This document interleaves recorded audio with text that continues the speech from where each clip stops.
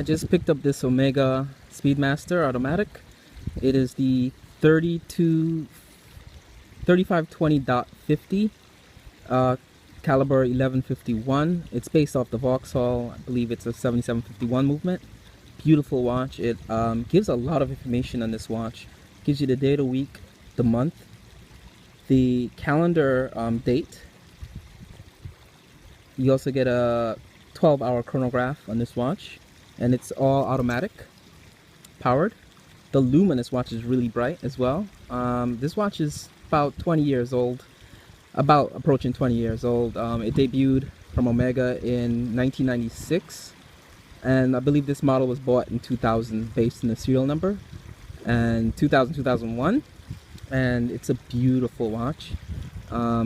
It's one of my all-time dream watches from Omega. I've had an Omega movement watch, regular Speedmaster professional watch that I got for a gift from my dad, but this one is the one I wanted to buy for myself, and it's pre-owned from a collector, and it's definitely worth it.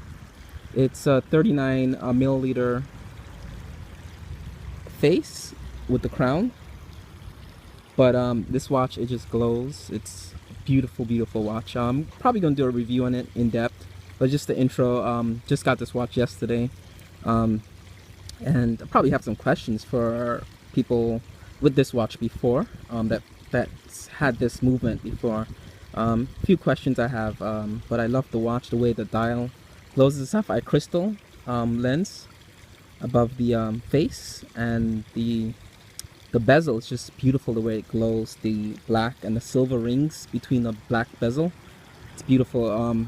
The steel on this watch is amazing. It's super light steel, but it just feels like a quality watch. Original retail on these watches were between $3,000 and $4,000, somewhere in between there, depending on the year and the region you bought the watch. But pre-owned, you could get one of these for about $2,000, between $2,000 and $3,000 for a good used one.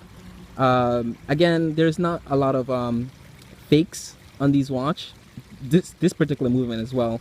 In particular, the Speedmaster Professional, you might have some fake ones, but this movement is just too complicated to forge. So you really get one of these that may be fake, or you may see one that's a fake watch that you would hold and use it before you realize it's fake. There's a lot of complications in this movement. So if this watch is, if someone is selling a fake watch, you'll know right away, because it's a hard watch to, maybe impossible watch to fake. Anything you could fake, but that's one of the reasons I wanted this watch. Compared to like the Rolexes and other brands, that's, you have forgeries everywhere. This one, when you wear it, it's real, and everyone pretty much that knows Omega watches know that this one in particular, it'll be most likely a genuine watch. I love this watch. It's a beautiful watch. Just had a few questions on the movement, so I may, when I do my full review video on this watch, I'll probably have some questions. I'll probably do some research on my own to see if I can answer any mysteries on this watch. But anyway, I've stepped up. I'm gonna sell my Citizen collection watch, and moving towards smaller face watches. My Citizen collection average size in those watches is 45 for the face. This one is 39, so I'm gonna stick with 39 to 42 for my watches now. I'm getting older, and I realize simple is better, and you know, you don't need like a big bling watch all the time, you know. So I'm gonna actually push the chrono so you guys can see how the chrono hand sweeps there. It's a nice sweeping chronograph as well with the movement, and the subdial at 9 o'clock gives you the 24-hour clock, as well as the normal second hand keeping time position indicator.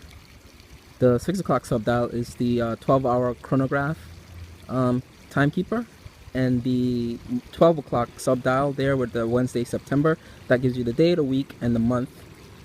And there's a secret hand that's buried in there. It's currently at the 23 at the 9 o'clock position on the dial, and that's giving you the day of the month. So September 23rd, Wednesday. That's one of the features I like about this watch. It gives you a lot of information in a small dial.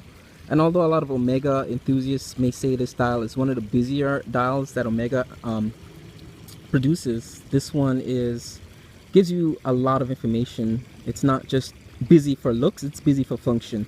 And I like that about this watch. It gives you a lot of information on this watch. And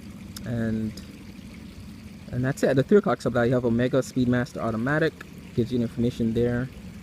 And I'm gonna give a full review on this watch afterward, a couple of weeks, to let you guys know what I think.